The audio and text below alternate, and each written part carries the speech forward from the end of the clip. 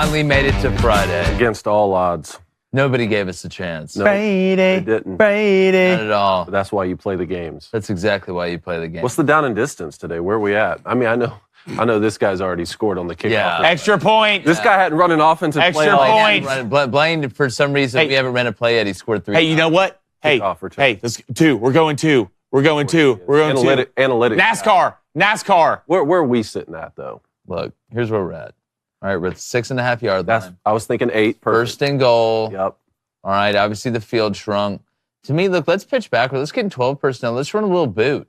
You think so? I think we run from boot. the 6.5. I think we run boot. Little Nebraska 16. We roll out. Maybe a little spider 2. Kick off. A little slam and slide. Kick off. Does our quarterback have an injured wrist that we didn't disclose to anyone, and then they no, took but the tight Bengals plus 3.5? The tight end got tackled. Don't. Too soon? Personal. Oh, we love you, Mark Andrews. Michigan and Jim Harbaugh accept the Big Ten's 3-game suspension.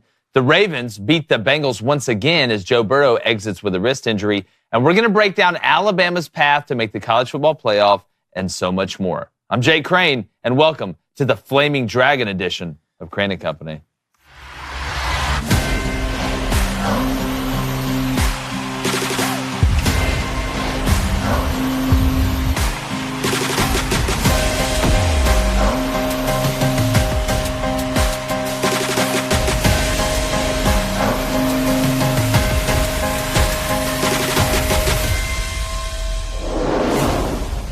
Now, I think we can all agree that Alabama is playing its best football of the season right now.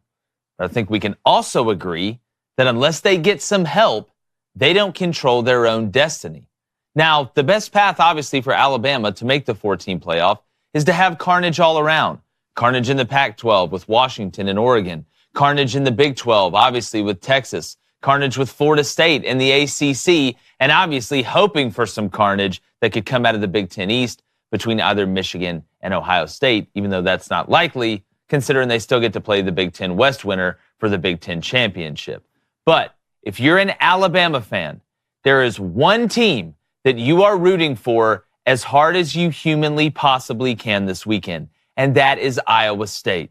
Because if Texas loses in some form or fashion, the thorn in Alabama's side will be gone when it comes down to making the college football playoff. And you say, why? There's a lot of other teams that could lose and help out Alabama.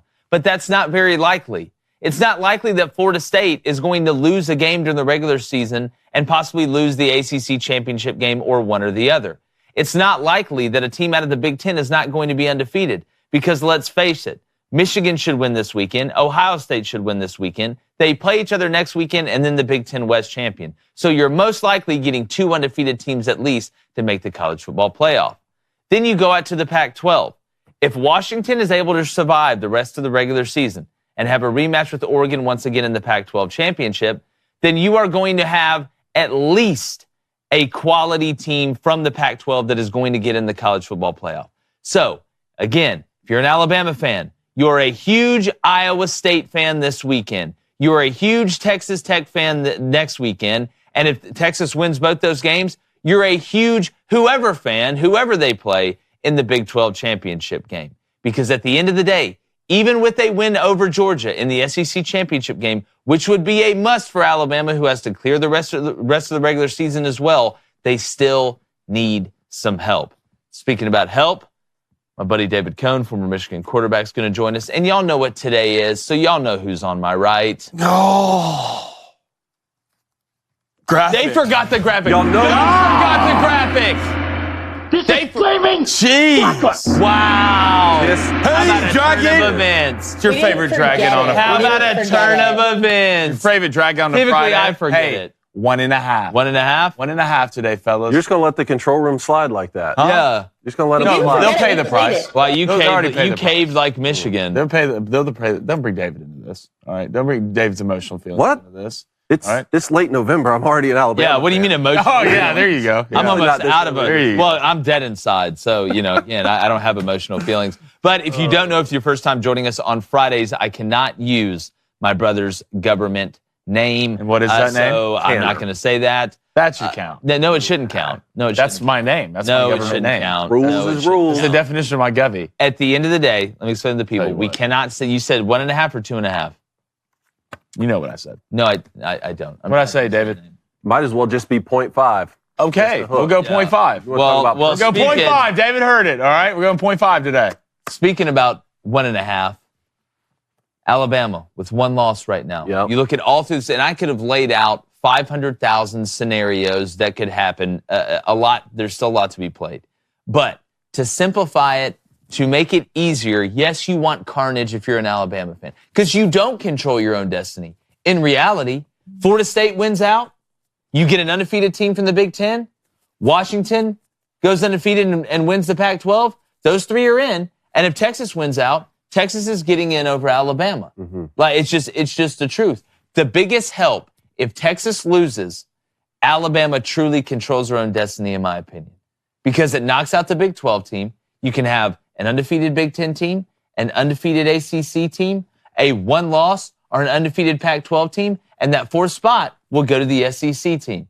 Because I don't think if Georgia runs the table the rest of the regular season, I was talking about this with Blaine Gilmer last night from Southeastern 14, if Georgia runs the table in the regular season, rest of the regular season, and loses to Bama in the SEC championship game, Georgia's not getting in either. So it looks like right now, unless there's absolute craziness across the board, which there could be, only one SEC team is getting in. Yeah, which is wild to think that the back-to-back defending champions go undefeated again this year, and their only loss is in the conference championship game, and they don't get the benefit of what happened to OSU in the Big Ten last year or TCU losing their conference championship game, but not this year. There's just too much parity. On the Alabama side of things, though, I still just feel like the most important thing is to win out. Right? Oh, without a doubt. The Iron Bowl on the road ahead of you in Jordan-Hare. That always gets weird. And then you're going to go play what I think is the most unbeatable team right now in Georgia. That game's already slated. They came out, the line opened at -3 Georgia. I think that line is pretty much right. And if you're Alabama right now, where the beginning of the year, you got beat by double digits at home by Quinn Ewers in Texas and then followed that up looking really ugly at South Florida, and you were having quarterback problems, bench Jalen Milroe, everything that's happened since then, you're already slated to play in the SEC championship game and you're only -3 underdog. That's a huge win. They're playing as good as anyone in the country too. My focus would be, you just got to win out and handle your business. Because I have a hard time believing if Alabama goes and wins, well, they got Chattanooga too, I guess is at least worth mentioning. You put some But respect beat Chattanooga, win the Iron Bowl, and then you beat the back-to-back champions in the SEC championship game. I know they still need a little help here and there. I'm just saying that's a playoff team. Well, no, I'm not arguing, almost did it. I'm not arguing whether Alabama's, but I think Bama's one of the top 4 teams in the country right now. But when you look at the rankings, obviously you have Georgia 1, right? And we're assuming that if Alabama's going to make it, they obviously have to beat Georgia. Yep. You have Michigan and Ohio State That's right 2 there. versus 3 right now. And 2 versus 3 right now. Yep. So that's going to take care of itself for one of those teams. And 5 versus 6, Washington and Oregon are either going to rematch or a loss will happen for either one of them. Both still have to that. play Oregon State, right? Which we know what happened with Oregon State and Oregon last year. Washington's a dog tomorrow. And that's, Yeah. I don't think a lot of people realize that. They are an underdog if you look at the sports books to Oregon State. The argument is not whether Alabama is one of the top 4 teams. It's that if everything goes chalk the rest of the way, and you can sit here and say, well, I hope Florida State loses. I don't see Florida State losing to North Alabama or Florida, even though they got to go to the But how about Louisville in the ACC championship? That's going to be your best chance for Florida, because if Florida State loses a game, they are out. Yep. A one-loss Florida State, I don't care if they win the ACC, in my opinion, isn't as good as a one-loss Alabama. Right now, we'll see what the committee says. But if you look at where they're ranked right now, Oregon is ahead of Alabama. Texas is ahead of Alabama. Florida State, obviously, the undefeated teams are ahead of Alabama. So if Texas, I'll go back to Texas again. If Texas loses, Flaming Dragon, that opens the door up for Alabama more than anything, because that gives Texas that second loss. That takes away your head-to-head loss tiebreaker that you would win if you beat Georgia in Atlanta. And I know we're explaining this like the strings from It's Always Sunny in Philadelphia. Yeah. But if you keep up with college football, you know what I'm saying. So you're right.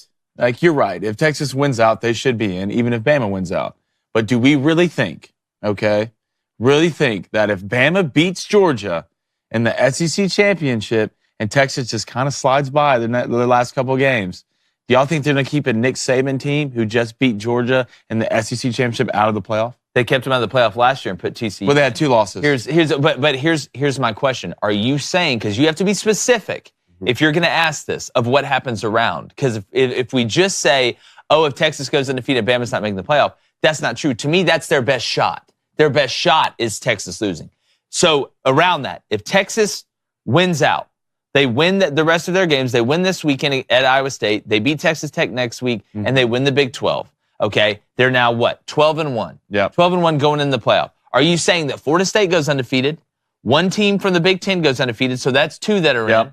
Texas will be in 3, and then it comes down to either an undefeated Washington, who would get in over Bama, or a one-loss Oregon, who just beat Washington in the Pac-12 championship, who is ranked ahead of Alabama. So then the question becomes, if you're dealing with a one-loss Oregon, okay, against a one-loss Alabama, where Oregon was ranked higher than Alabama was, and they just beat a top 5 team in Washington, you think they're going to jump? Bama will jump Oregon. Well, after all year they've talked about it comes down to criteria, right? That's what it comes down to. That's what I'm asking. What's Oregon's best win? Washington. Okay, what would be Alabama's best win?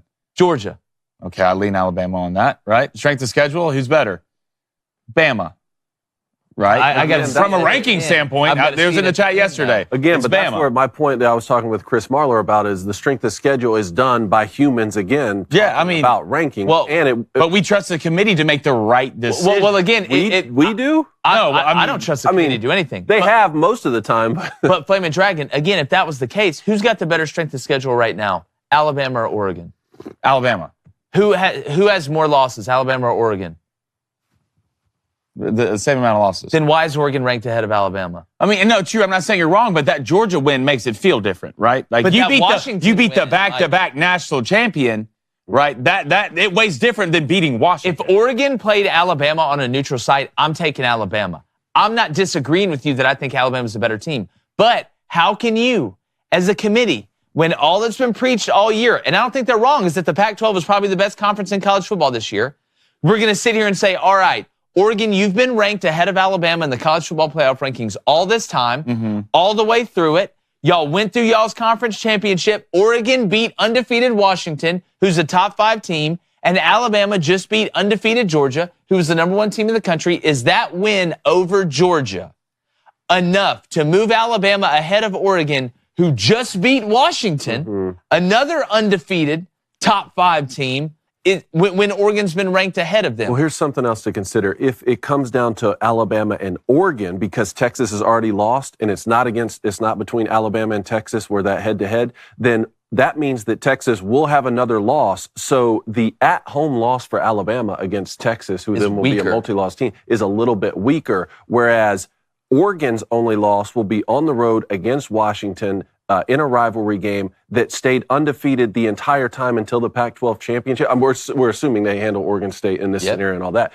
And then you avenge your loss. That's one of the things that the committee will 100% talk about that. I just don't think we're weighing enough of what it is to beat Georgia. Like that is climbing the mountaintop. Again, I am saying I think Alabama is better than Oregon. Right now, I think Alabama is better than Texas. But if they win out, it doesn't matter what I think. It matters what the committee thinks. And at the end of the day, they've shown you, at least up to this point, what they believe between Alabama and Oregon with where they're ranked. And I don't know, as incredible of a win as it would be for Alabama to beat Georgia, which nobody's saying that's not a guarantee by any stretch of the imagination. I don't know if that's enough to move them ahead of Oregon if Oregon beats an undefeated Washington team in the Pac-12 championship that's already ranked ahead of them.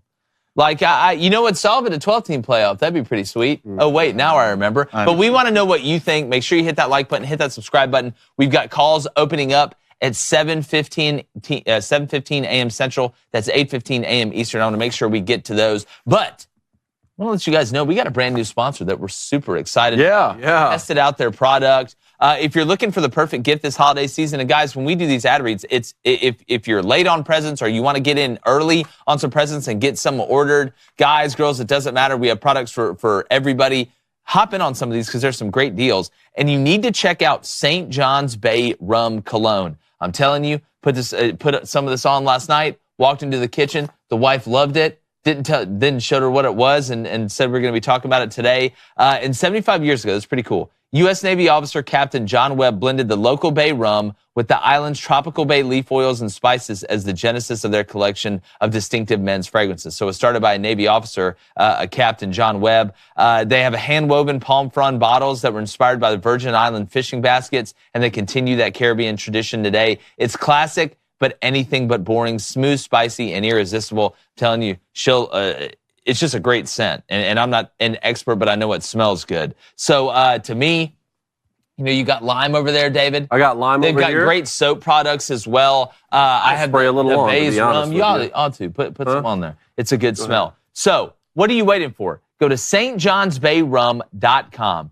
Use our promo code BOOSTER, it's BOOSTER at checkout for exclusive discounts. That's stjohnsbayrum.com. Use our promo code BOOSTER, BOOSTER today. Fantastic product. I'm telling you guys, check it out. We're excited that they're on board. And we're excited to unveil our new merch that's going to be coming out soon. We're almost sold out of stuff in our old shop. We're going to put the link to that in the chat. We're also pinned the phone number, right? And pinned for you to like. Hit that like button. It helps out the algorithm more than you guys know. It's good for business. But speaking of business, let's get to the Booster Club. All right, Chad, get the feet chopping. Let's have a good one today. Let's start off with old Jessup. He wants to know what is more likely, the SEC gets 2 teams in the playoff or the SEC gets 0 teams in the playoff. The what? What'd you say? The SEC gets 1 team in the playoff. Or no, the SEC gets 2 teams in the playoff. The SEC gets 0. What's more likely? What's more likely? I think it's more likely that the SEC gets no teams in the playoff than 2 teams. That's right, and that's crazy to think. I know. It's weird. That's a good year for college football, though, right? Yeah, I think I would agree. Let's go to the Duck Knight. He said Oregon-Bama would be an all-time dream matchup. He says, too bad Bama ain't beating Georgia. A lot of Bama ain't beating Georgia in the chat. Well, look, I don't think you're crazy to say that. There's a reason they're not going to be the favorite. Again, we're approaching it from Alabama's best-case scenario, Alabama's worst-case scenario. Right now, Georgia is the number 1 team in the country for a reason. And if you don't think we believe that, go back and see our power rankings that we've had since the beginning of the year. Guess who's been at number 1? It's been Georgia the whole time. And it's going to stay that way, and they continue to get better and win while they develop, and they're getting healthier, which that combination is about as scary as it gets. You mean we didn't just piggyback off of the college football playoff rankings and move them when the committee moved had them there the whole time. I thought that's what we did. Same thing with Florida State. Oh, we had them there the whole time. Yeah. We're built different, David. All right, let's go to Papa John, the man who makes the best pizza. He says Washington falls to the Beefs, so that takes care of them. Texas loses in the Big 12 championship game, so they're out. Louisville beats Florida State in the ACC championship game. Final 4, Michigan, Bama, Georgia, Oregon. Michigan, Bama, Georgia, Oregon. Or how about this scenario that I know we'll talk about in a minute, but what if somehow with all this stuff that's going on with Michigan, like they're then banned from the college football playoff? They're not going to ban them from the college football playoff. Now there's been an admission of guilt, which I know we're going to talk about, but, well, maybe not an admission of guilt, but it's what if that comes into play? What's the thing? But they still are somehow able to. Now, what's the thing in the law where you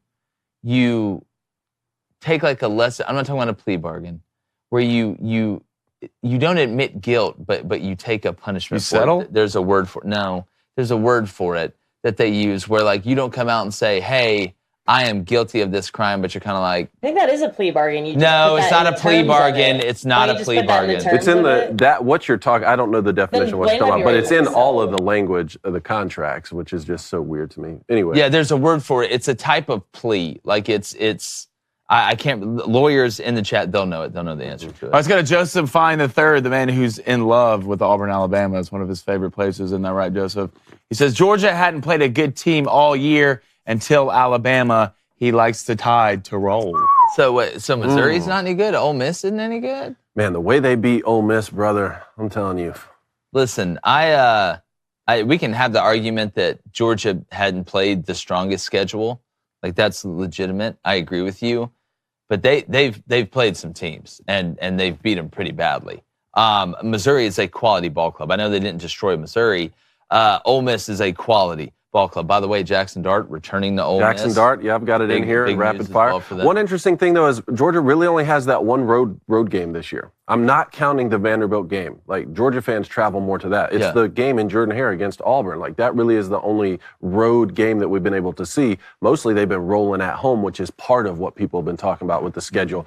Guess what? You get Tennessee this weekend on the road in Neyland. So. Yeah, get a chance. Let's go to Brad David, the man with two first names, with a $5 donation. Appreciate it, Brad. And David, he says, do y'all think UCLA should move on from Chip Kelly? Yeah. I mean, obviously you see the recruiting problems, you know, that they're having. It's a talent issue when I look at it, honestly. This year, though, right before you go to the Big Ten with the chaos that's going to ensue with that? Or do you think this is a better time to do it because you can already just throw you're going from a competitive conference overall to a whole different level of competitive conference in the Big Ten, in my opinion, when it comes down to football. So if you're not going to be able to recruit, you know, with the big dogs, not that UCLA. But he got that 5-star quarterback. They did, but they don't have enough around it. You look at what UCLA has around them, and I know they lost Charbonnet, and I know they lost DTR, and I know they're in the process of rebuilding, but Chip's never been a fantastic recruiter. It just feels like UCLA needs a new shot of energy going in the Big Ten, in my opinion. I hate to see it, right? Because I think Chip Kelly is a great guy.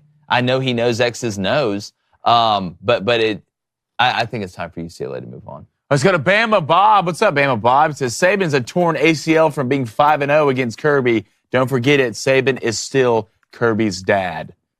Look, Saban will always be the mentor. He'll always be the architect, and Saban is the greatest college football coach of all time, but he's not the best college football coach that's in it right now. That's Kirby Smart. Especially, you know what? I'll say this. Before I go that far, I'll wait to see if Kirby wins his third in a row. Kirby wins his third in a row. I don't think there's any argument who the best college football coach is right now in the game. Not the best of all time, because Nick's accumulated a lot more than what Kirby did. And obviously, Nick Saban did teach Kirby a lot. But if Kirby Smart wins 3 in a row, he is the best college football coach in college football right now. I don't even think that's an argument. All right, we're going to get back to the chat. Make sure you hit that like button, hit that subscribe button. We have calls opening up at 7:15 Central. But let's get to a little rapid fire. All right, ton to talk about here. Let's start with Michigan and Jim Harbaugh accepting the Big Ten's 3-game suspension. Both you guys go first before I go in. You don't want to go first, Dave? No, both you sure? You seem super excited about it. Here's what I think. I think sometimes, and we see this in the regular law, even if you're not guilty, or you feel like that you're not guilty, sometimes you, just with the way it works, you have to agree to take a minor penalty if that's the smartest thing to prevent you from further troubles, which is what I think this is. Mm-hmm. I think this is when you see teams, and we saw Michigan do this before, self-impose before they get something back from the NCAA. We'll take a punishment, all right? We will give you the illusion of us accepting that something was wrong. But in reality, what we're doing deep inside is trying to get this BS out of the way and move it. By taking a lesser penalty causes a lesser of a headache down the road. We shake hands, you end the investigation. We're tired of hearing about it. Jim will sit on the sidelines for the rest of the regular season, even though that sucks, especially against Ohio State. But that's the best part, because is he sitting out the Big Ten championship game too, or is it just regular season? Nope, and I guarantee you that was part of the conversation. Yeah, for sure. If you really want to show up in court on Friday and fight this, then it's going to become a Big Ten conference championship conversation, which they can't even get to unless they win the last game. So either way, keep going. Well, to me, this is taking the lesser of two evils. That's what it is. Sometimes you got to take the small penalty. You got to be able to see the beach through the forest. Y'all know where I fall on this sign stealing thing. But I think this actually, and I know some people be upset, and you feel like, no justice, no peace. I get it. But sometimes you've got to make the smart decision going forward. And I think this was smart. Eat the small penalty so you don't risk getting the big one or opening up more for more people. But I don't think this is a truly admission of guilt. I think this is just making the smart play. I think you took a plea. That's what you did. You're soft. You're cowards. You weren't afraid to show up in court and really get you didn't believe in your lawyers. That's what you didn't believe in. I think what did they prove it? They proven nothing. There's just a bunch of alleged leaks that came out. You drug it out. You said you're going to show up in court and talk, and then you choked when it really matters. I'm on my Gotti stuff, all right? All right, I just watched the John Travolta movie with Gotti the other day. We're showing up to court, and we're fighting this, buddy. That's what we're doing. Until you can really show me some true evidence that you can pin us down on, I'm not sitting out the game, the biggest game of the year, because of NCAA and the Big Ten. I broke a sportsmanship law or rule. You can shove that up. You know what? I think it's a bad look for Michigan. I think you could have fought this and won this. You said you're going to fight it the entire time. Your team embraced the villain role. Now you just look like a bunch of dumbasses because you backtracked and took a slap on the wrist. Can I say something real Please. quick? John Gotti got the mob taken out because he was too boring. But he beat. He's the reason there is no more mob, really, if you ask anybody that knows anything about the mob. Well, he won in court a lot. That way. He won in court a lot. Yeah, but he ultimately lost everything when it comes to the mob, and it cost everybody everything because of the way he acted. I don't think you just sat out in the biggest game of the year at Penn State. You were able to win. You get this game at home against Ohio State. It sucks. I get it. But would you rather, think about this, if you are running a program or a business or anything and somebody comes sniffing around, because let's be honest, they did something that was against a bylaw, right? And lots of people do it, right? But they're not investigating lots of people. They're investigating Michigan for this. So would you rather sit here and die on your sword and say, all right, we're not going to take it. Jim Harbaugh is going to coach this, that, and the other, because this isn't the NCAA that's just doing it by themselves. This is the Big Ten. This is Tony Petitti. So now it's real and it's got some teeth to it. I don't think he would sit here and say, you know what? Screw you. Come investigate us. Blow it up. We're going to piss you off as much as possible so then you can do something that affects us in the postseason if you find any shred of evidence. Because they didn't open this investigation because they really care about sportsmanship. They opened this investigation because they don't like Jim Harbaugh. So to me, I think Michigan sat there and said, you know what? If we eat it now, he has to sit out the rest of the regular season and it's done. It's done. We shake hands. We move on. No more of this. That to me is the smart play, right? That to me is the old bull, young bull sitting on top of the hill. Old bull says, hey, let's walk down there, while the young bull wants to run down there and cause a scene. All right, I think both of you are making really good points. Here's what I have to say, and you guys tell me where I'm wrong. The Michigan administration went from #bet to #caved in less than a week, and it's the most Michigan thing ever. And people were asking me, are you really surprised by this? This time I actually was, because the president, Santaono, got involved from a university level and said, no, we are going to fight what we perceive to be an injustice. And then before you can strap on the gloves and put the mouthpiece in and climb in the ring, you called off the bout in the locker room. I mean, it's like Michigan's that friend where you both got caught together underage drinking, but it's all going to be good because his dad's a lawyer, but you get the court-appointed guy and it goes on your permanent record. He gets off and you never hang out with him again. That's Michigan right now to me. And I have a hard time believing that Jim Harbaugh would accept any penalty that involves the Ohio game unless there is some admission of guilt down tranche within the program at some point, because that game means so much more. Like it's more than the national championship, more than the conference championship or the college football playoff combined. And that's just in any regular year. Forget a year where you have to win it to even get to those games, right? Like that's how much that game means. And now you're going to be handicapped with your head coach sitting out that one. And we can talk all off season about how ridiculous this rule is, or the bylaws about going and watching your opponent in person. Coaches around the country are scrambling right now to erase evidence of them doing the same thing. It's like the speed limit's 55. Michigan decided to cruise at 60 because everyone's cruising at 60. Some cars are going 80, but you're the one that got pulled over. Yes. Maybe you're in a flashy red car. Maybe you have a bullseye on your back. Maybe it's unfair, but you're the one that got pulled over. And then you said you were going to take it to court and fight it. But when it came time, you worked a plea deal. And I hate it most for the players because this is a really good football team. That's a really good football team. The first time I felt like, man, this is a team that can actually win it all. And if somehow they can go out and win these next two games without their head coach on the sideline, it has to be the most. Well, they've done it most of the year. Yes, but this is not ECU. This is not UNLV. It takes all hands on deck against the Buckeyes. They're that good, and they're ranked number 2. If they can win, it has to be the most impressive season in the history of Michigan football, just because of the stakes that are at play. And that's even if Michigan somehow gets kept out of the play. I get the argument of, hey, we should stand up. We should find it. I understand that. If they were suspending J.J. McCarthy for 3 games because of this, I get it, fight like hell. If they were suspending your center or players that are valuable, I get it, fight like hell. Not saying that Jim Harbaugh isn't valuable, but they have played most of the season without Jim Harbaugh as the head coach. They just went to Penn State, and I know Penn State is a disaster on offense. That's why they just fired their OC. But Jim Harbaugh wasn't there. They were able to win that game. Michigan is guilty of something, in my opinion. But they're guilty of something that everybody is guilty of, right? So you could be wrong and right at the same time, which means if they go in there and they investigate and you piss them off, right, and you don't just take this light sentence and get it done, and they go in there and they find something, which I'm sure they will, because a lot of people are doing it. They do it in a lot of different ways. I'm not saying it's just Michigan. They will prosecute Michigan, or whatever word you want to use, to the fullest extent of the law.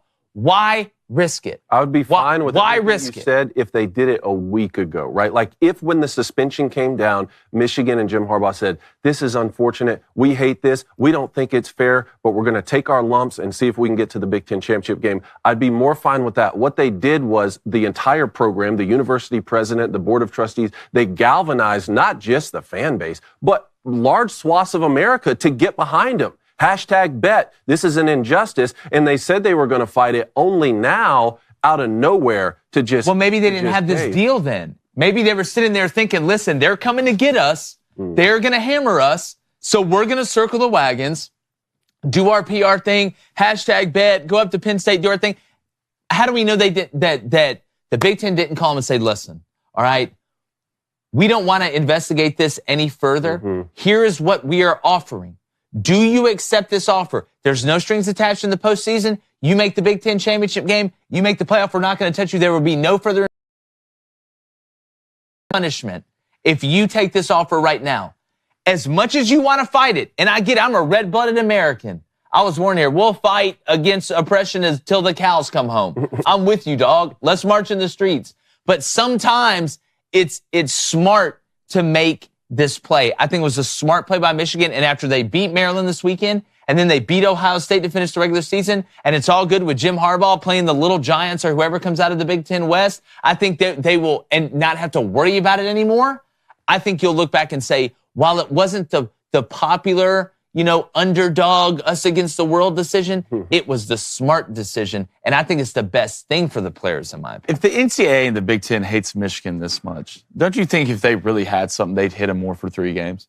Yeah, well, the whole relationship is really weird right now that these are NCAA bylaws, not the Big Ten sportsmanship thing. And now Jim Harbaugh is going to sit out 50% of this season. 6 games. You only get 12. 50% of this season he's going to have to miss for violating NCAA rules without a single notice of wrongdoing officially from the NCAA. The first 3 were self-imposed from Michigan. The next 3 from the Big Ten. Weirdest thing I can imagine. But let's move on. We're going to be talking all next week about whether Michigan can win that game without their head coach. Special guest picker next Saturday, by the way, so don't miss that. Let's move to the NFL. Thursday Night Football. Ravens look strong again. They beat the Bengals. Joe Burrow exits with a wrist injury. Looked like he came in with a wrist injury, but it wasn't reported. So my plus 3.5 last night, I think, is void in the bet. So. That's smart. That's smart.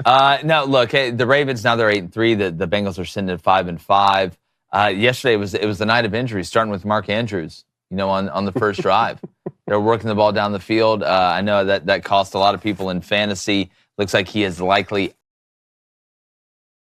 Isaiah Likely, the kid from Coastal Carolina, is their backup tight end, or their kind of second tight end, I guess you'd say. But losing Mark Andrews, that's a big security blanket away from Lamar Jackson, who I thought Lamar got hurt last night. He was laying on the sideline for a minute when he took off. Yeah. But Joey B, you look at that wrist, whatever it is in that hand, obviously getting off the plane with that splint on it, and you could tell Joe Burrow's a tough son of a gun. Like, say what you want about Joe Burrow, but he's a tough guy. You knew after he threw that ball and nobody hit him that his hand was messed up. Then they showed him on the sideline trying to throw, and it's like one of those when the pitcher comes out and throws one pitch and grabs his shoulder. It's it's not good. So I hope he figures it out. But I tell you what, man, this Ravens team seemed like a complete team. Offense, defense, and special teams. Even though Mark Andrews is hurt, looks like OBJ looked healthy last night. And the combination of him and Rashad Bateman Flowers. And Zay Flowers. You see the one that got called back from Zay Flowers? Oh, yeah, I know. Terrible call. Yeah. It was an awful call. That was on OBJ. And look how late it was thrown. That's what I'm telling you. That was a bad something with call. the NFL. Like, if the NBA is doing stuff with the officials, that manipulated scores, then they're all doing it. FD, a Thursday night football game finally delivered, divisional matchup. Yep. Lamar Jackson and Joe Burrow are always going to get compared together. Heisman Trophy winners, young guys, two of the best in the league. Lamar's been staying healthy this year. Joe Burrow goes out again. Your thoughts on the whole situation? Well, when Joe Burrow went out, this game was over. I mean, Jake Browning was the backup. He first ever one pass. Yeah, NFL. Second pass. It sucked to see. I think this was going to be a phenomenal game. I think it sucks for Mark Andrews, too, because Mark Andrews, I know the Ravens got a lot of pieces, and they drafted well with Zay Flower. Odell looks healthy. I think Rashad Bateman caught a touchdown pass yesterday, too.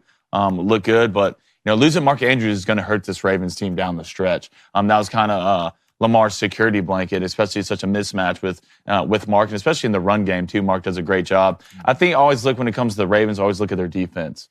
Right, and you go back to the week before, the way they played against the Browns was kind of an offsetting tone that you really hadn't seen from them. But I think their defense will carry them far in the playoffs. Yeah. I think Lamar staying healthy is going to be the biggest thing for them. Kind of a scare yesterday. We saw that ankle on the sidelines. So you believe in the Ravens, but I still believe in this Bengals team. It just depends how long is Joe Burrow out for. Yeah, that's what you're worried about. Two things. One, Kyle Hamilton is a better player than I thought he was going to be because he's still stiff in the hips when I watch him play, but yet he still makes plays. I mean, he broke on Jamar Chase yesterday. Made a big. He comes downhill. Big six. He does out of Notre Dame. He's turned into a better player than what I thought. Second thing, the Next Gen channel on Prime. You're welcome. When you're watching Thursday Night Football, I didn't even know that existed until Blaine came over last night and showed. Have you seen that? It's the best. Have you watched it when featured? God, I said it one time. Hey, we're still sitting at 1.5, though. Yeah, I know David said 0.5. But that was my player problem. Yeah, we're sitting at 1.5. But seriously, this What is this thing? Dude, David. I'm telling you. Especially, it's great from a fantasy standpoint as well. So each time they line up, you'll get each. It's a sky view. That's all I want. It's sky. Just wait, it gets better. You get names of all the players that pop up right behind them, where they're like circle underneath them, like a video game, like NCAA. Right. It'll show motions. It'll track motions back and forth. It'll bring you up cool stats. That's what I need for huddle up when I'm. Dude, I'm telling you, David, it's the best way to watch. It does the trail like the Pro Tracer, like where they're running, like the golf ball. Dude, yeah. They'll even give you defensive players' names. They'll give you sets. It's phenomenal to watch. How I didn't know. I wish you could do that on like all the games. That's the future. But all right, I love it. All right, let's keep it rolling. A lot to talk about here. Major League Baseball and Commissioner Rob Manfred has awarded Atlanta the 2025 All-Star Game. Remember, it was only 2 seasons ago in 2021 when the Midsummer Classic was stripped from Atlanta over the Georgia voter laws, ended up being played in Denver. I'll never forget, but your thoughts on Atlanta getting the 2025 Man, the voting laws change? You tell me. Is this an admission of guilt?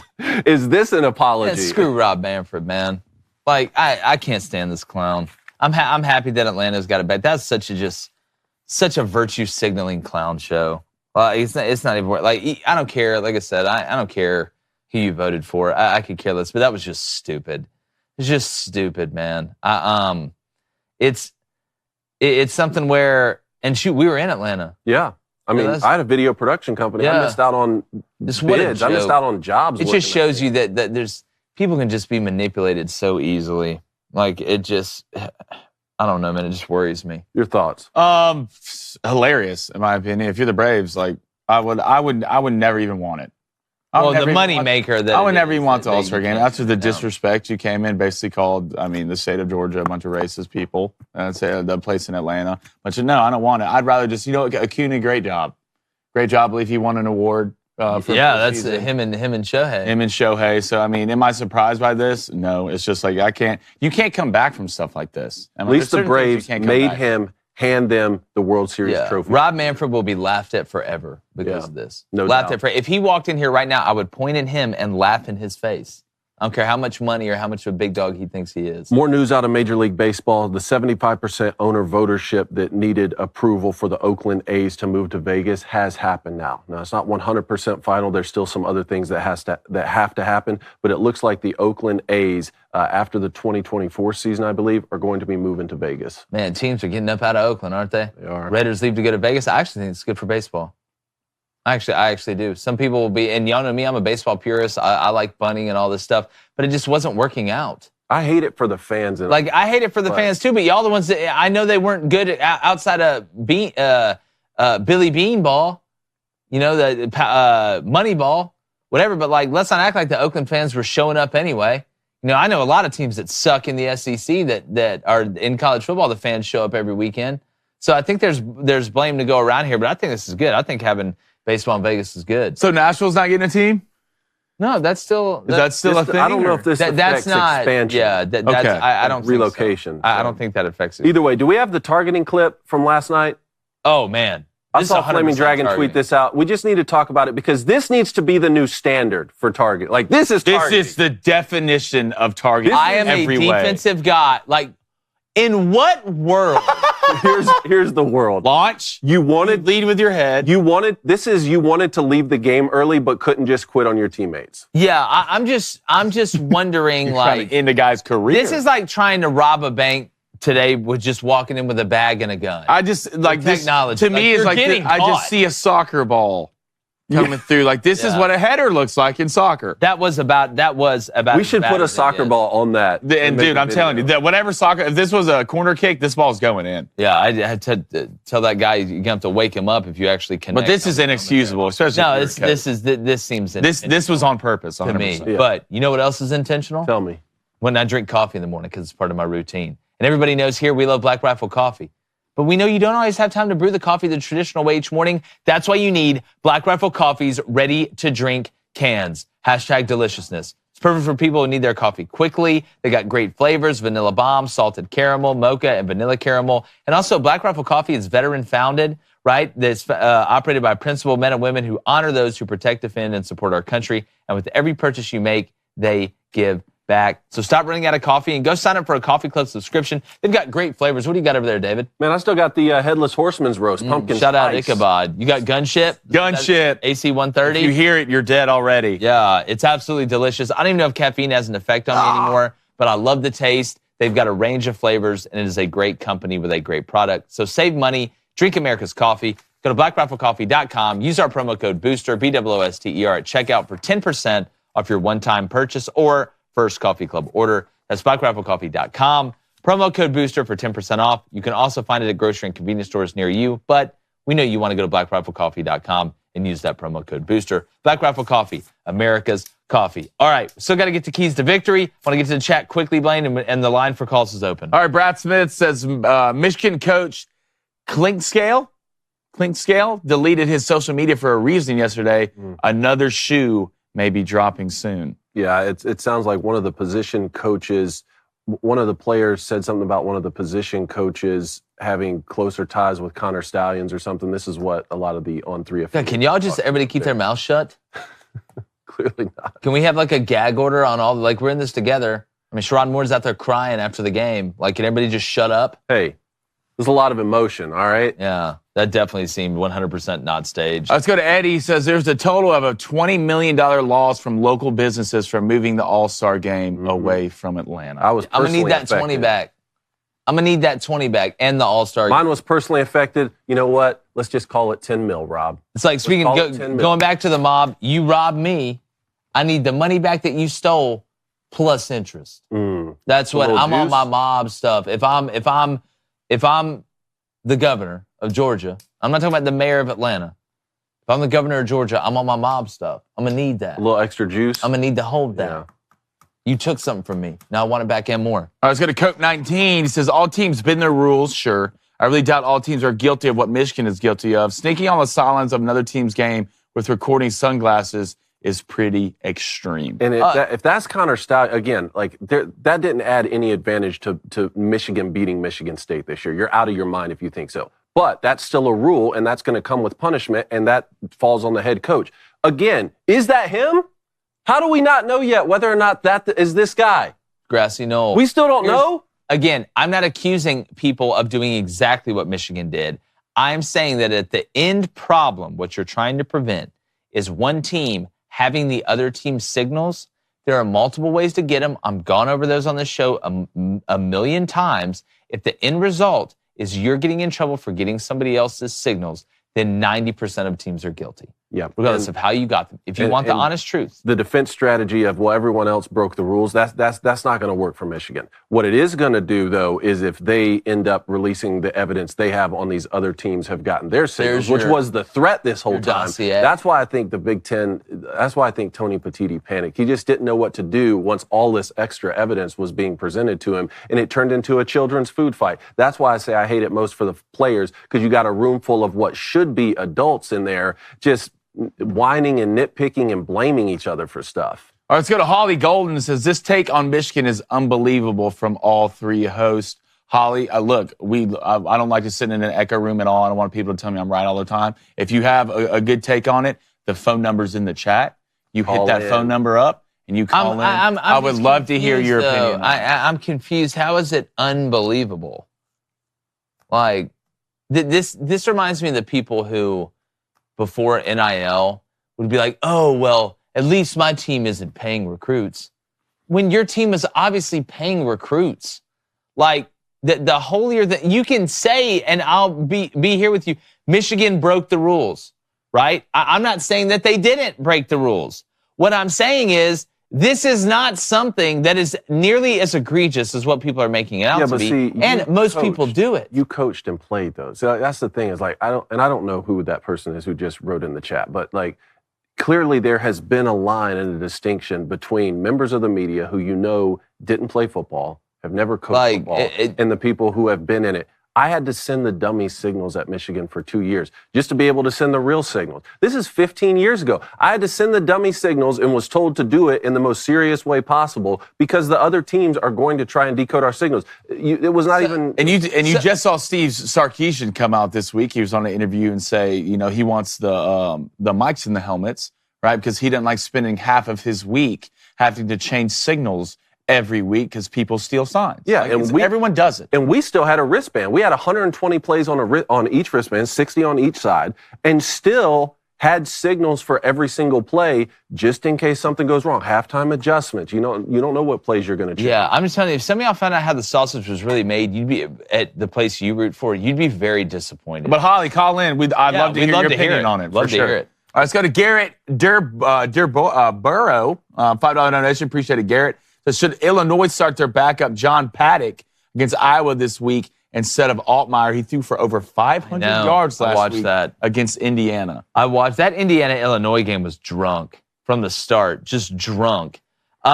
Look, the way he played last week, and I like Luke Altmaier. I think y'all like Luke Altmaier. But how do you bench a guy? If we're going to say we're playing the best player, I mean, I watched Paddock that was one of the multi-views that I had to watch because I can't pick my own multi-views. And that Paddock went nuts all the way throughout the game. I think you let him ride. I think you play the hot hand, right? What's the difference in that and saying, all right, well, this wide receiver's hot, we got to give him the ball. Like, if this quarterback's hot, let the man go out there and do it. And you know what? If it doesn't work out, then you put Altmaier back in. But I don't think Luke's balled out to the point where you sit here and say, oh, well, we can't, not put Luke Altmaier in, even though I like Luke. So I'm with them playing Paddock. But, David, I'm going to get to keys to victory before we get phone calls. Let's move quickly here. We got some big games. I want the keys to victory for Louisville going to Miami. I would say the overall key to victory for Louisville is going to be, Jack Plummer's decision-making. Like, this Miami defense, and I got to see emotionally where Miami is coming off that Florida State loss. We talked about that a little bit earlier in the week. But this Miami defense has the NFL players running all over it. And if Jack Plummer goes in there and makes the decisions like he made against NC State, this is a game that Louisville is going to lose. If Jack Plummer goes there, and I'm not saying you got to play it super close to the vest, but you do have to lean on that run game. You do have to lean on play action. You do have to understand when to throw the ball away and throw the check down. This is a game. I don't trust Tyler Van Dyke and Miami's offense right now with what Louisville can do on defense.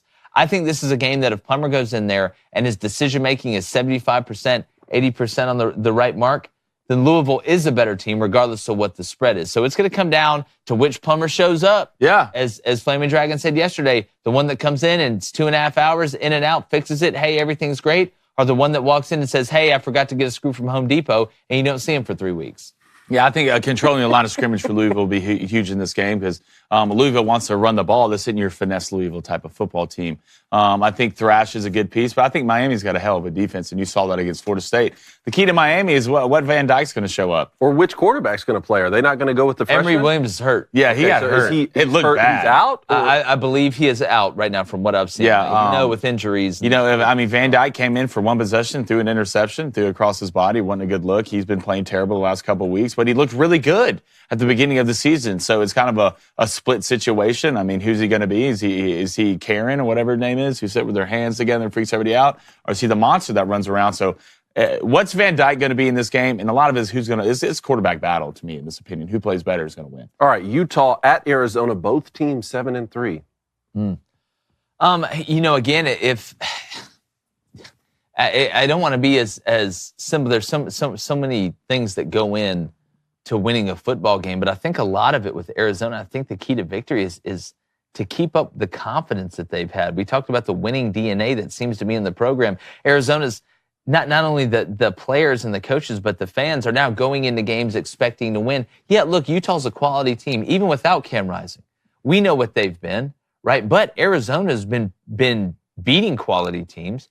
Arizona's been running with quality teams all year. You've played in a conference that is, you can make the argument, it's the best conference in college football, even now in the Pac-12. You should not be intimidated by Utah and their physicality coming into Arizona. And I think they've kind of embraced that a little bit. Is Arizona the most physical team of all time? No, but they're not. They're not just a bunch of pretty boys running around trying to outscore you. I think this team has some tough ass to them.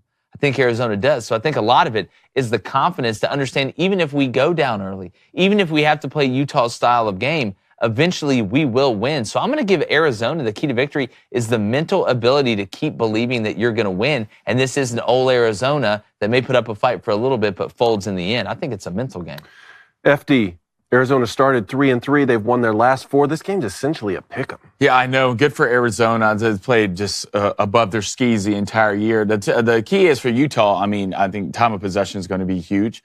I think not turning the ball over. It was one thing Utah never really does, especially with Cam Rising at quarterback and a Kyle Whittingham coach team. They don't turn the ball over that much. Barnes has 10 touchdowns, 7 interceptions. You can't turn the ball over on the road against this Arizona team. I think Fafita's going to have a pretty good day. I think he's going to have a good game. I like Arizona in this game. They're just right now, they're hot. They're Hansel, they're hot, even in losing games. Like, they lose games extremely well. Like, I wonder at this point, though, are they playing above their skis or is Arizona just good? It might just be good. Like, at this point in the season, right. Do we even call it that anymore? Jed Fish can just coach. Hey, I don't think they have to say FD anymore. Am I right, Justine? Yeah, you guys lost already. Okay, what? There you go. There you go. I didn't want to interrupt. I thought we got away with it. I know. Did I say it? Yeah, when we called on. Yep. That was like 10 minutes ago. I thought we got away with it. No, we're in a heated conversation. Hey, will you let an investigation play out? Hey, look, y'all take a plea. Listen, I will sit out the next 2 minutes. if we can get that Flaming Dragon one back. All right, quickly, UNC at Clemson. Man, 7.5, still the line. Which North Carolina defense shows up and which Clemson offense shows up? This one is just schizophrenic. You talk about a game I'm not betting on. Y'all have fun with this one, buddy. The key to victory is making sure you find the remote because I've got no clue. I've got absolutely no clue. Which Cade Klubnik shows up. He's been up and down. Right, North Carolina, you thought you knew who they were defensively, and then you see what happens against App State. Then you see what happens against Duke without Riley Leonard.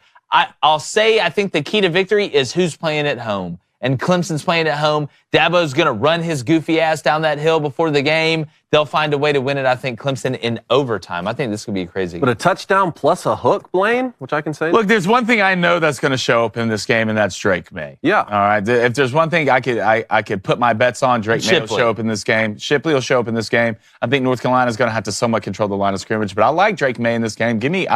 I think it would be a good bet for North Carolina plus 7.5, and I don't think it's a bad money line bet either. Yep. All right, last one, Georgia at Tennessee. Golly. Key to victory for Tennessee is can Joe Milton, I'll say it once again. I say it every time we do this with Tennessee. Can Joe Milton make the routine throws routine? Not saying he hit some last week against Missouri, but how many times did he miss guys that were open across the middle of the field? How many times did he miss guys that were open in the intermediate pass game? How many times would he not be willing to throw the check down when he went through his reads or take off and run? Can't do that against Georgia, even though it's at home. For Georgia, again, it is the key to victory is about keeping it steady, as we say. It's continuing to be yourself. You're getting healthier. Don't try and go in there and force the action. Let the action happen. You've got weapons all around you. Stopping the run for Georgia on defense when you're going up against Tennessee. Make Joe Milton make those throws. You'll win the game and probably cover. Ass kicking. That's all I'm going to say. Tennessee's going to get their ass kicked. That's what's going to happen. You can be upset about it. Look, I mean, if you want me to just sit here and rub your belly and say everything's okay, well, I'm not going to do it. You're about to see what the real thing looks like. All right? And if that happened to you against Missouri, here comes Missouri's father, okay? And they're about to show you. You're about to fight the boss. Well, if you're going to rub my belly, it better have some Genucel. Yeah. All right? Big facts. And if you can believe it, Thanksgiving's just 1 week away. And as usual, you're looking for that perfect holiday gift. Genucel is offering their best sale of the year. And right now, you can get 70% off their most popular care package. This is skincare for men and women. It's a fantastic product. And their most popular package includes their new under-eye treatment. It'll have you looking 10, 15, even 20 years younger. So say goodbye to fine lines, crow's feet, under-eye bags, and dark spots. Our producer, Justine, loves it, don't you, Justine? I do love it. I like the Every single day. That's why you're looking silky smooth, huh? Oh, shucks. Oh, you love it. Oh, all right. The experience is like no other, but don't just take my word for it. They'll have you looking and feeling your absolute best, guaranteed, or your money back. So go to Genucel.com, GENUCEL.com/booster to get that incredible holiday discount for 70% off their most popular package, which includes the Genucel 3 and the Dark Spot Corrector. Get results in 12 hours or less. The immediate effects are included for free. That's Genucel.com/booster for 70% off today, plus free shipping. That's GENUCEL.com/booster today. Gentlemen, get on this. Get on this. Perfect. Do it now. Telling you it's all right. Let's get to locks, leans, and dogs before we get to calls here quickly. You want me to go first? You're on top of the list. All right. Well, I love you, producer Justine, but I definitely did not pick the OU TTP over 64, even though they might score 65 against BYU. I'm going to blame Blaine on that. I have the Oklahoma TTP over 41.5. Okay. That's at -105, not over 64. We'll get that fixed before we post it as one of my locks. BYU's defense, I watched them play. It's like watching a bunch of blind kids try and play pin the tail on the donkey. And then my other lock, West Virginia, -6.5 at home against Cincinnati. Big trust. Big trust? Big trust in Garrett Green. Listen, when your head coach and your quarterback's last name are both colors, I believe in it. Neil Brown, Garrett Green, West Virginia. I know they're a little bit beat up. -6.5 at home. That's at -112. Those are both my locks. Then my leans. Washington, losing my mind. Oregon State, over 62.5. I think we're having a lot of points in this one, boys. Oregon State's defense, they've been stiff in some games, soft in the other ones. This is a game against Washington where you better strap it up, and even if you do, they got 3 aliens and a Penix Jr. running around. So give me that over 62.5. Then Iowa State, +7.5 at home. Hey, lose by a touchdown and still cover. Texas has lost 3 of their last 4. They've been hanging by a moment, Lifehouse style, for the last 3 weeks. Jonathan Brooks is hurt. Quinn Ewers still looks hurt. Matt Campbell's getting yelled at by fans and making himself and the team better. And then my dogs. All right, shout out Opelika, but this is a different set of dogs. My dogs and bets this weekend. Utah State. Utah State. At home against Boise State, who's coachless. All right, they're +3.5 point underdog at home. I'm going to take a money line +154. Let's get weird out there. And then Memphis. Something happened. I don't know if the quarterback's hurt. Somebody's hurt for Memphis, but they're +8 at home against SMU. That's not right. Either it's a typo or somebody's hurt. So I went ahead and locked him in on the money line at +270. Also love the over in that game. That's what I got, David. The Oklahoma TTP doesn't even go over 46.5, but if you took that, it would be +175. Already changed. I see you, Turley. I love it. Let's move on. Lock Iowa, Illinois, under 32, -110. I'm taking it every week until it doesn't hit, and then when it doesn't hit, I'm still going to take it the next week after that. All right, Iowa unders. Let's go over, though, in the Memphis SMU game, over 64, -110. Here's a couple scores from SMU recently, 45-21, 36-31, 69-10, 55-0. Much of the same on the Memphis side of things, 44-38 overtime, 59-50 against UCF. No, South Florida. Future ACC member SMU, that is fun. Very true, very true. And they don't get some revenue for a while. Let's move on to the leans. We talked about it. North Carolina +7.5. Could they lose by 21? Of course they could. But hey, Drake May, I believe. Let's keep it close. Maybe lose by a field goal.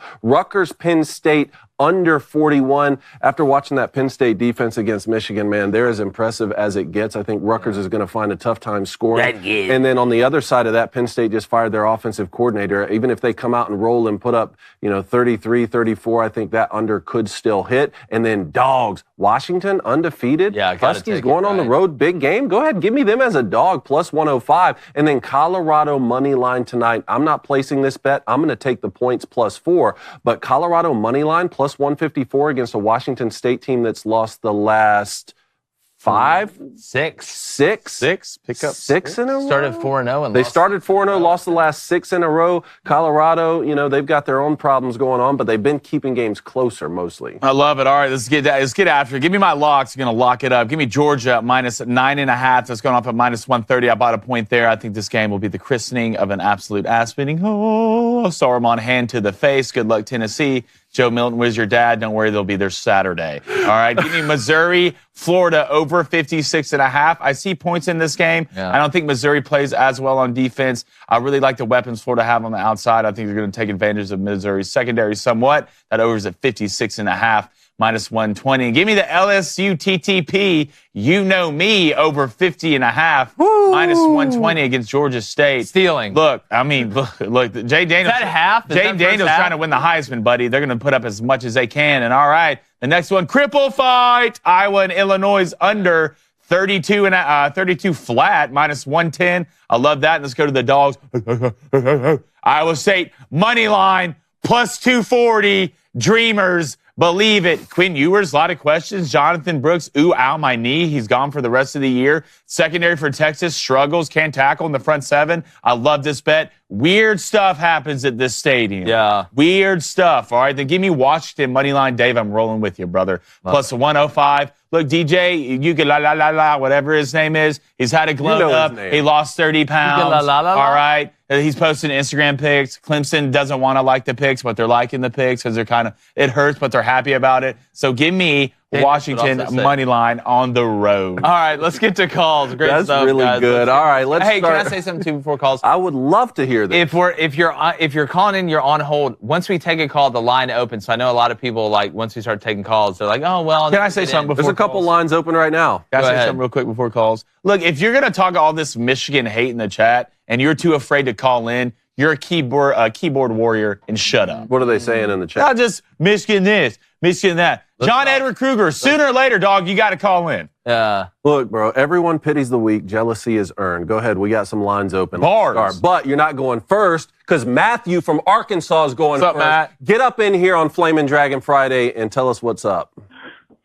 What's up, boys? Heartbroken Hog here. Happy FDS. Yes, sir. Sorry, the over already. Don't apologize for that. How dare you? I've got to go back and look at this. Look, now I'm glad. Now I've got to go. When I'm watching film tonight of the show, and I've got my cowboy clicker, I'm going to have to go back and really see. All right, well, I'm not here about to talk about the Hogs because that's way too depressing. I want to talk about the playoffs. Yeah. Earlier, you guys were talking about how Georgia almost has no way to get in if they lose the championship game to Alabama, even though TCU was able to get in last year. Do you guys think if Georgia is left out because of a loss to Alabama, that other teams are going to look at it and say, I don't even want to make the conference championship, given that we have the 12-team playoff coming? No, I think for obvious reasons you want to win the conference championship to get that ring. But here's you're obviously a victim or you're a result of the circumstance that's around you, right? That's why it's hard to compare years because it finishes different. If Georgia loses to Alabama in the SEC championship game, Alabama jumps them, right? Because Alabama and Georgia now both have one loss, and Alabama has the tiebreaker, right? If two other teams go undefeated, right, Florida State and one team out of the Big Ten, you can't keep them out and put Georgia in, who just lost the conference championship game, and they have no losses. So then it comes down to what happens in the Pac-12 and obviously in the Big 12. Well, if Texas runs the table and wins their conference and wins the conference championship, I think Texas would still get in over Georgia because Texas has a tiebreaker over Alabama, who has the tiebreaker over Georgia. Then if Washington's undefeated, they're going to get in over a one-loss Georgia. Then if Oregon beats Washington, I think Oregon's got a really good argument against a one-loss Georgia with their one loss. So I think that, not that it's impossible, because a lot of things can happen, but I think, obviously, just like anything in the world, if you want to guarantee it, you control your own destiny. You go beat Tennessee, you go beat Georgia Tech, you go win the SEC championship game, then it's not only you're in the playoff, you're number 1 seed. So I think it is very unlikely that we have a scenario in which a team loses a conference championship game this year and still makes the playoff. Oh, love it, guys. Y'all have a great weekend. You too, Matthew. You too, Appreciate it, buddy. Matthew. And in a 12-team playoff, this whole thing changes. You've tripled the amount of spots. Without a doubt. And the automatic qualifiers. Yeah. Right? Because if you win your championship, it's automatic qualifiers. You know what? So who going would get into the left last out? week, we ought to do our mock 12-team playoff, like what it would look like going in. Let's do that. But first, Brianna in Houston. Brianna, how you doing? Good morning, guys. Mo Bama here. What's up, girl? Emma. Happy Flaming Dragon Friday. Of course. Yeah, it's Sorry, a dub. It's a dub. Sorry I let everybody down. You did. One thing that gets me, Jake, is you keep saying that you think that Alabama is one of the best 4 teams in college football right now. But then you go right back to numbers and what the current rankings are. I think in past years we've seen that, after the top 4, the committee doesn't really pay a lot of attention up until the last couple of weeks. And so wouldn't you think that if the best 4 teams include Alabama, and eventually they would make it in? In like a perfect world, right? In a perfect world, yes. And look, I think you can, and you know this, Mo Bama, you know me, I think multiple things can be true at once. I do think Alabama right now you can make a 100% legitimate, rational argument that they are playing as well as any of the top 4 teams in the country, therefore making them a top 4 team in the country. But going into this playoff here at the end, since they don't control their own destiny, not that it's a moot point because it sets them up to have a chance to get in, but they're not a shoo-in. You've been on both sides of this, Mo Bama, right? You've been on the side where you're kind of hoping you get in and then you get in. You're hoping you get in and then you don't get in. Or you're undefeated and you know you're going to get in, right? Or you win that SEC championship and you know you're going to get in. I think this year is such an anomaly with the amount of teams that can win it that it is putting more stress on the committee than we've had in a while. And there's been some years where there's been stress. There's been a lot of years where it's been stress-free, and I know they're hoping for a stress-free year. But I do think still, if we're assuming that Alabama wins out, which is a big assumption, because I think you as well as me, Mo Bama, know how good Georgia's playing right now as well, and it's going to be a great matchup. If Alabama wins out and beats Georgia, they're putting themselves in the best position possible. But at the end of the day, if some dominoes don't fall right with where the committee has it right now, I still don't think they're getting in, as crazy as that sounds, and maybe as wrong as that sounds. But the great thing about this is the last year we'll have to worry about the 4. Now, there'll be people that complain about, I didn't get the 12th spot and this, that, and the other. But that's a different argument, I think, when you start getting into the granular and the minutia of who needs to be the 12th team than who needs to be the 4th team, because I think a lot more has been accomplished by who needs to be the 4th team as opposed to who needs to be the 12th. And they talk a lot about the 4 best teams, but remember, Cincinnati made that playoff, not necessarily on the strength of being one of the 4 best teams, but hey, we've accomplished enough to get in. Exactly and then right. TCU was in a similar situation TCU got last fortunate. year. TCU got very fortunate and had this Cinderella story behind them. We've seen that happen before. It's a great question, Mo Bama. Yeah, I agree with y'all. Do you think that I know a lot of people have talked about it. We went to the playoff because everybody complained that, only 2 teams could get in. And then everybody, ever since we went to 4, has been, 12 will be the ultimate answer. 12 will be the ultimate answer. But do you really think that those conversations will be handled once we go to 12? Because to me, it's like they're just going to keep expanding. I mean, right now, you don't the make a 12th, choice. 13th, and 14th team, Penn State 8-2, Ole Miss 8-2, Oklahoma 8-2. It'll be 84 teams in 10 years. Yeah. Well, listen, if you look at the NCAA tournament, they let almost 70 teams in there, and somebody's always complaining at the end. But I think it's different complaining at the end to be able to squeak into the back end of the playoffs, or to be that play-in game in the NCAA tournament, or to get that last 12 seed in the NCAA tournament, as opposed to being the fourth team, right? Being a top 4 team in the country. And I will say this, I thought 8 was the perfect number, Mo Bama, because I think this year is the anomaly. I don't think we're going to have a lot of years that have this amount of teams that could actually win it. But look, I hope we do. I hope we're able to have great arguments about it, and there is great debate because that makes it fun. It's always fun when you call in. It was great to meet you at the tailgate, too. Great call. Appreciate it, Mo Bama. All right, lines are full. Let's keep it going. We got John in South Carolina. John, what's up? John! Hey, guys. Can you hear me? Yes, is this John Edward? Yeah, it's me, Jake. He did it, Johnny. Here we go. Rail on Michigan for 5 minutes. I feel like I know. Well, hold on. Before John even says anything, I've been going on Chris Phillips, the Spurs Up show, for a couple of years now. And I feel like this is the first time I've ever heard John's voice, but he's always in the chat there, too. So I do feel like I know him. We love John, you, it's good to John. finally hear your voice. John, speak. All right. Yeah, I don't call it because I don't want to. It's just like with work a little bit hard. Gotcha. Yeah, gotcha. Anyway. Yeah, I just want to get y'all's thoughts on a couple things. Yeah. Our game tomorrow against Kentucky. And then I want to tell y'all something. It's not personal, but yeah, I'm a Gamecock fan. But honestly, guys, I am like all over the place for a root for. I just wanted to throw out who my team's a little bit so I get your thoughts on the game tomorrow. So I'm a Braves fan. Yes. Colts fan, Celtics fan, and Gamecock fan, obviously, and my basketball team is positive too. Just throwing that out there. Nice.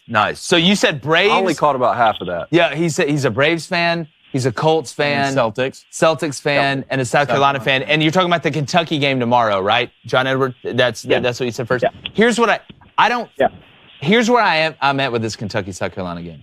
It's like two like wizards fighting each other on both ends. On one end, I feel like as bad as a matchup as Georgia and Alabama was for Kentucky, because they're that box power run game. They want to run power. They run counter. They're heavy play action. One of the most play action teams are teams that run play action in the SEC. And we know Devin Leary is not super mobile. Going up against that South Carolina defensive front seven, I think Ray Davis could have a big day. But there's something about South Carolina at night. There's always a couple games a year or one game a year where, whether it's a couple crazy special teams plays, Spencer Rattler goes out there and freaks out. One side of the ball plays way above their head to where they've been playing. And Devin Leary, even though he's played better lately, is a walking catastrophic turnover when he turns the ball over. As much as I like the on-the-field personnel matchup and the style that Kentucky runs versus South Carolina, I think South Carolina wins this game, John Everett. I think you got to. If I'm South Carolina, I'm worried about one thing, and that's Kentucky just controlling the line of scrimmage. What's Ray Davis? That's what I'm worried about. The entire game. So you're only going to get a limited possessions on offense, and that offensive line is not great. And Kentucky has a couple good pieces up front. They have one ogre running around for a 3-tech. So I mean, South Carolina's good enough. I think their quarterback's good enough to get him over this game. But you got to be worried about Kentucky's line of scrimmage. But John, hey man, I'm gonna get your opinion on this Michigan stuff, dude. Well, what's your Is this thoughts? the guy you were saying was talking about Michigan? Yeah. Yeah, well, I think John said he was going to opine on that, too. Okay. What do you think, John? Okay, like my whole thing is like this Michigan thing. It's like I just like when I hear the word cheating, y'all. It's just the way I was raised is. I was raised to not say. I was raised to. My parents raised me and said cheating is wrong, so that's just where I'm falling on. Yeah. Mm-hmm. Okay, like it's just cheating and like. Look at this whole Michigan thing. It's cheating. Like, cheating is anything. Like, this is not just a football thing with me, but it's just the whole cheating thing for me. It's like the way I was raised, and cheating is wrong. It's no matter what you do. Yeah. That's why I've been so hard on Michigan because I was raised the right way to say cheating is wrong. Yeah. That's my whole thing. It's just that's why I'm coming from this point. Like, why I've been so hard on Michigan is because the way I was raised. Yeah. Let me. Here's what I'll say, and John, thanks for the call, buddy. Please call in again. Dude. It was great to hear from you, my friend. Okay. Here's what I'll say in my opinion. I feel like if we're gonna have that energy for Michigan, right? Mm-hmm. If it comes out that your team, committed violations, and South Carolina's been brought into this before, like with this Michigan situation, right? I need that same energy, but to me, it's not cheating. Like I don't think it's cheating because I can find a way to get those signals. If that's cheating, to me, if me getting your signals, whether it's the wide tape that you send when you send the wide and tight, whether it's sending somebody to your games to watch you play, whether it's picking them up during the games, which happens, then having tendencies that I put out on a spreadsheet when I watch your film is cheating. Then knowing down and distance-wise what you like to do the most in certain situations, which basically is tendencies, is cheating. To me, that's not cheating. To me, because it's out there. It's in the open. It's if you're out there on a box screaming something and for the whole world to see, and you know that I can get it, regardless of how I get it, I don't feel like, I feel like the word cheating is too, like that's well, like it's a saying the word cheating is just a low resolution. You can't explain yourself any more specifically when you just use the word cheating, like what violation actually occurred. But I feel like, and I won't speak for you guys, but for myself, the very first time that this information came out, I said that it's quite possible that Michigan broke a rule for which they should be punished, and I don't think Jim Harbaugh should hide behind, oh, that was just a low-level staffer. That's what I've been saying, but then calling for, okay, who broke the rule? Like, I don't want to hear what ESPN has to say. I don't care what the media has to say. The people who have the power to punish you to the letter of the law are the ones I want to see the evidence from, not what ESPN has to say, who has a vested financial interest in making sure that the Big Ten fails because they don't have a television deal with them. So I really don't care what the media has to say. What is the evidence? Where is it? And then what's the punishment that should come from that? What's the punishment that should come to South Carolina for being involved? Because the media told me that South Carolina only beat Tennessee last year because they cheated and Michigan helped them. The media told me that South Carolina last year only beat Clemson because they cheated, right? They cheated. That was that's the low resolution thing. So I agree 100%. Like, if you're breaking rules, there should be a punishment. I'm just surprised that, like, this is the guy who's been complaining in the chat this whole time, and that's the... Hey, man, John, will you give you respect for nutting up and calling, man? For sure, man, and we appreciate you hopping in the chat. All right, who do we got next? All right, Marcus in Iowa. Marcus, what's going on? Hey, guys, how's it going? What's up, man? What's up, buddy? Hey, I wanted to ask you guys about Tony White, Nebraska's defensive coordinator, just his success. And previous years, how our previous coaches have either been fired or just run out of town.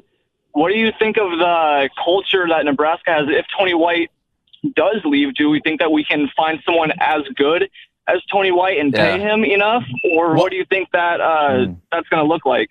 Well, I'd much rather have Tony White than Clayton White right now. Speaking, that's shout out to South Carolina fans.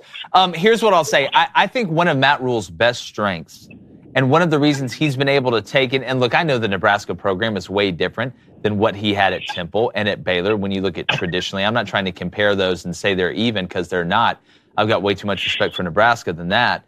But I think one of the things that makes Matt Rule really efficient at being able to bring teams back is that he knows how to hire people, right? It's a lot of times, why do you think these CEO coaches work out? Because it's not just about knowing, well, inside zone, how do I draw it up? Yeah, you want to know that stuff. But if you know how to hire people, you can be a great college football head coach. You can be a great CEO. You could be a great branch manager. A lot of it is about hiring people. So I would trust Matt Rule, right? And I know people say, oh, well, you brought in Satterfield on offense. That looks like a dumbass hire. I get that. I understand that. You're not going to hit all of them.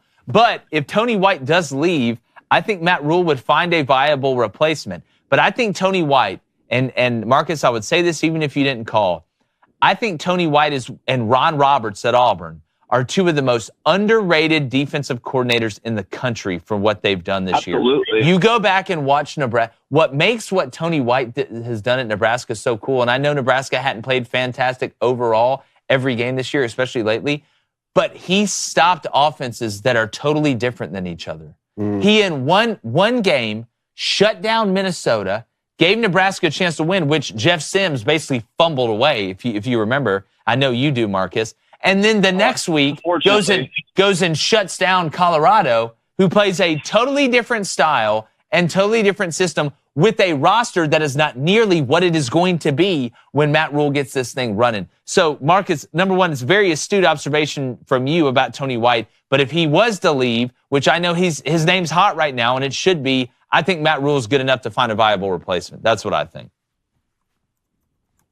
Yeah, I can't disagree with you. I mean, he's a great coach, and this is his first year with Nebraska, too. Yeah. So just to do that and the whole culture change is just amazing. So I think if he does leave, it will be to San Diego State, where he was previously when he started his career. So, yeah, I mean, I hope we don't lose him, but it's also I would rather lose a coach because he's so good rather than he sucks and on to the Isn't next that a one. great change, right? Isn't that a great change at Nebraska? Well, Matt Rule's making Nebraska cool again. He's making them relevant. Well, Matt Rule, I'm going to be honest, his pregame speeches are a lot better than what I thought they'd be. But I didn't see that. I didn't see that in Matt Rule. I know. Matt does a great job, man. He does. But Marcus, thanks for calling in, buddy. Good luck this weekend. Guys, have a good day. Appreciate it, Marcus. All right, let's keep it rolling. Bradley in South Carolina. Bradley, what's up? Brad. Brad from the Boo. What's up, guys? Good morning. Good morning, what's up, Brad. buddy? Hey, I've got a quick betting question for you guys. Go ahead. Yes. So I'm just curious. Obviously, I'm a Carolina fan, but so I was looking earlier this week, and the line on the Kentucky game this weekend was they had Kentucky favored by like 1.5, I think, and I think it's moved since then. I think it's like 0.5 point to Carolina now, but they had Kentucky favored. But if you look at the like odds of winning, they had Carolina at like 58% chance of winning. So how does that math work out? Well, here's the way I'd look at it: pick 'em. Like whenever it's that tight and it's going against each other, it's a pick 'em. That's truly what this game is. And Bradley, to be honest with you, this is one when you see it's a pick 'em like this. I like to wait until the last minute before I pull the trigger on this type of bet, right? To see there's some bets that you grab early. You see us, we grab sharps. Like I grabbed Iowa State at plus 7.5 before that gets bet down, which I think it's going to get bet down to 6.5 before the end of the weekend. You never really know though. But whenever it's that tight, you know you're not going to get a ton of probably drastic movement either way. But I always like to see kind of how it goes. And all of a sudden, before the game, you look up and South Carolina's a 2.5 point favorite at home, and you could get some value on the other side. But I tell you what, Bradley, the more this week goes on, this just feels like one of those games where South Carolina kind of figures it out, not to the level that we saw against Clemson last year in Tennessee, but it's one of those games where South Carolina kind of puts it together and you have that block punt or you have that kickoff return. Because while the special teams has been good this year, there hasn't really been that game that separated South Carolina in a big moment on special teams. Yeah, I agree. Our special teams was phenomenal last year, and we just haven't really been able to do much of anything this year. Yeah, and I think when it comes to pick'ems, okay, and especially 1.5 point games, 1 point games, I always like to live bet. Yeah, that's a good point. All right, I feel like you get a better feel for the game once you've seen a couple drives out of both teams. So if it's me, I wouldn't pre-bet this Kentucky-South Carolina I agree with game, that 100%. Right? I would want to see a couple drives from both teams on offense, see what it looks like up front, especially in this game. How much time does the quarterback have for South Carolina? How good is Kentucky doing controlling the line of scrimmage on offense? And then I would put some money down on a bet. Right, I co-sign the hell out of that. Yeah, awesome. And one other question for you guys. Good. So if we end up winning the Kentucky game tomorrow, that puts us at 5-6. Yes. So I know you had us going 5-7 for the year. What are the odds that we can beat Clemson?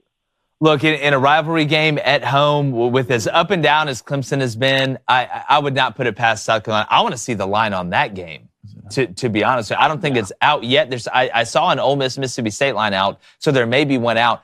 That's one that coming from a place that understands rivalries, right, in the Iron Bowl, and seeing, I mean, you just look at what happened last year, which I think may not be the best thing this year for South Carolina because Clemson's not getting snuck up on this year. But I would put that one at 50-50 in a rivalry game, even as bad as South Carolina's been up front on both sides of the ball. Cade Klubnik's just a different cat on the road, right? So I right now I'm slow playing that one, Bradley. But I give him as good of a chance as Clemson has right now.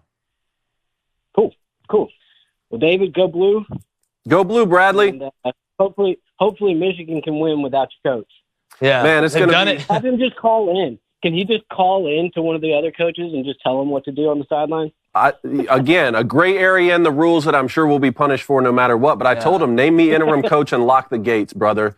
You know, either that or maybe John Harbaugh will show up this week. I think if I'm correct, the pre-spread for South Carolina Clemson is 14.5. What? 14.5? God. In a rivalry Lock game? me in South Carolina. South Carolina plus 14. Shane may go down, but he ain't going down that way. Unless, of course, Shane Beamer is suspended for being involved in the signs. There. Hey, Bradley, call back, buddy. Thank you. All right. Hey, we're running out of time, but we got 2 callers. I'm going to be bullish and get to them both. Caleb in Pennsylvania, you got 20 seconds here. What's going on, Caleb? What's up, Caleb? Yo, what's up, guys? What's up? I don't really watch a lot of college football, but I do watch NFL, and I'm a big Eagles, so nice. I like watching the Eagles. But I just like watching you guys talk about just random stuff. And, Good. I appreciate the Blink-182 references. I'm a big Blink-182 fan. There you go. Yeah. There you go. Well, look, we'll keep them coming. I grew up with Blink-182. I mean, shoot, I'll listen to Angels and Airwaves every now and then. How do you feel about quarterbacks squatting more than the linemen? Look, as a defensive guy, I would hate going up against it. But here's the thing. I think, and I've said this, Caleb, and I'll keep it quick. I think the Eagles have done such a great job of utilizing and building their offense around Jalen Hurts without having the fear of him getting hurt all the time. Not that they're running him a bunch, but I feel like they've embraced his ability to run the ball. When you have a quarterback that does squat more than linemen, you prevent injury, right? That's one of the main reasons you lift weights. But I feel like the Eagles have treated Jalen Hurts offensively the way the Cowboys should have treated Dak Prescott. Because I think the best comp to Jalen Hurts coming out was Dak Prescott. I think they're very, very, very similar players in the way they play, but the Cowboys tried to turn Dak Prescott into Drew Brees because they were worried about him getting hurt. Not that you run him all the time or into a brick wall. Cam Newton couldn't even survive that when he did that at the Panthers. But if you look at the way the Eagles do it, it's very specific, it's very timely, and Jalen Hurts is very smart about it. He's not limited, but he's not wild, and that's why really big one for Eagles this Sunday. You're going on the road against the Chiefs. Love it. Can't wait. We're going to get Brandon Graham back on the show pretty soon. BG. Where are you? Appreciate it, man. Appreciate the call, Caleb. Thanks so much. All right, let's go to Hunter quickly. You got 20 seconds. Hunter, what's going on? All right, I'll save my second question for after, but I'm going to talk about the Texas A&M coach search. Yep. All Texas A&M fans, they need to listen to Jake. Jake called the Hugh Freeze hire from Auburn last year, and at the same time, Blaine was talking about Dion last year for Auburn. Jake saying Urban Meyer. I think Urban Meyer can go to Texas A&M if it keeps going this way. Man, here's the thing. Here's my only worry is that I feel like the longer this goes, the less of a chance it's Urban Meyer. Not that the birds left the coop. There's still plenty of time for it. But remember, if they're going to get a guy, Urban Meyer is out of coaching right now, so there's no team that he is in charge of. So why would you not just, hey, listen, if we're going to bite the bullet, let's go ahead and rip the Band-Aid off and let's announce that, hey, it's Urban Meyer. You got all this stuff going on at Michigan. You got playoff talk. It can kind of get buried a little bit as much as it possibly could. But if you're getting a guy that's coaching a team, if it's Mike Elko, for example, hey, Duke's got 2 more games left. You know, guys, I want to finish this with my team. I want to do it the right way, which is the right thing. If it's Jamie Chadwell at Liberty, guys, we're undefeated. We're going down the stretch here. We're trying to have an undefeated season. I want to run this ground ball out with my football team and then come over there before the bowl game. But I'm telling you, I still feel it, Hunter. I still feel that it's Urban Meyer the same way I thought it was going to be Hugh Freeze. I'm just telling you, man. It's definitely not going to be Dan Campbell. No, it's definitely not going to be Dan Campbell. Yeah. It's ridiculous. Appreciate it, Hunter. Hunter, one of my favorites when he calls out. Thanks so much, all right. man. What a week. What a week. Blaine, you want to get? We'll get to Dunno's after I read it. Yeah, just gonna knock this out real quick. All right, here's what I got tonight. Some pretty sneaky good games. Apparently, there's a housewarming party that we're going to be going to. Excited about that one. PJ, show up, bring apps. Here's what I got. South Florida, UTSA over 66.5. Look, it's Friday night, boys. Boo. I'm not betting unders on a Friday night. Don't let me look That's bad. not how I was raised, right? You're going to leave me here all alone with me and Steve? All right, then give me UTSA. TTP. Oh, yeah, you know, mate. Over 39.5 at a cool -160. Up double-digit units on the month. Not playing it safe, but also not playing it dangerous. So we're throwing out We're throwing out bets from yesterday, aren't we, David? What do you mean? We're throwing out for the Ravens, Bengals. Only if you had the Bengals. No, we're not throwing I had Mark anytime touchdown. I had the Ravens played. -2.5. Joe Burrow played. I had the Ravens -2.5. His injury was not disclosed. Damn, I guess them overs y'all hit don't count Cody either. Nason, That make sucks. sure you take that 3.5 away. Colorado +4, -110 tonight. UTSA, TTP over 41.5 minus 125. All right, let's go. I'm bringing my Louis bag to Colorado tonight. Give me the money line, plus 162. And I'm going to go a little reverse right here. I'm not really a huge unders guy, but watching USF score 3 points a couple of times, I'm going to go with the USF UTSA under 66.5. That's going off at minus 104. All right, Ace. He's going to ride with Ace the money. Road Runners. UTSA minus 16 tonight at home against South Florida. That game's indoors, by the way. That's at minus 108. And they do pump crowd noise in there. I don't care what anybody says. Been there, coach there. They do it. And then Colorado, Washington State over 62.5. That's at minus 110. All right, quickly, I'm going to roll through these. Poison Alley from the Daily Wire chat says, Jake, will you give my gold medal motivational speech for my 2 daughters, Celia and Olivia, who are competing tomorrow in the Jiu-Jitsu World League in Frisco? Wow. Jiu-Jitsu? Play the music. We can do it, control room. We got this. God's got this. God's got us. First off, bow to your sensei. Second off, ladies, best of luck. Jiu-jitsu, grappling, let's get together. Teaches you life lessons. But you know what the best life lesson is? Winners win, losers lose, and quitters quit. And if I know Poison Alley the way I think I do, she ain't raising no losers. So you guys go handle business tomorrow. I don't care if it's karate. I don't care if it's Krav Maga. I don't care if it's jiu-jitsu. I don't care if it's that weird thing where you get a spoon in a balloon and run down a village. Whatever it is, we play to win. We're rooting for you here at Crane & Company. Celia, the whole group, y'all go be golden, because deep down, I love it. Sweep the leg. Sweep the leg. All right, let's go to Chase Mills with a $5 donation. OU getting revenge on the Mormons for Sammy B in 09. Boomer Sooner, also, for the Auburn boys. Brock Vandergrift to Auburn next year. How we feeling? I've heard that, but I didn't hear that. I'm not excited about it. What, dude, Brock Vandergrift's pretty good, but That's super. All right, let's go to Chris Walton with a $5 donation. Thank you, Chris. My daughter's first gymnastics competition of the season starts tomorrow in Tennessee. Can Charlie get a good luck from you guys? I appreciate it. Good luck. Let's go, Good luck, Charlie. Let's go. You got this. Some of the best athletes ever are gymnastic people. Yeah, I could never do that. I used to date a gymnast. Look, it would freak me out to go watch. There's some things I just know I could never do. All right, let's go to Heartbroken Hog, $5 donation. I just hope they give enough incentives to the conference champ next year. Joe Klatt suggested that on top of the bye, they should also get a home game.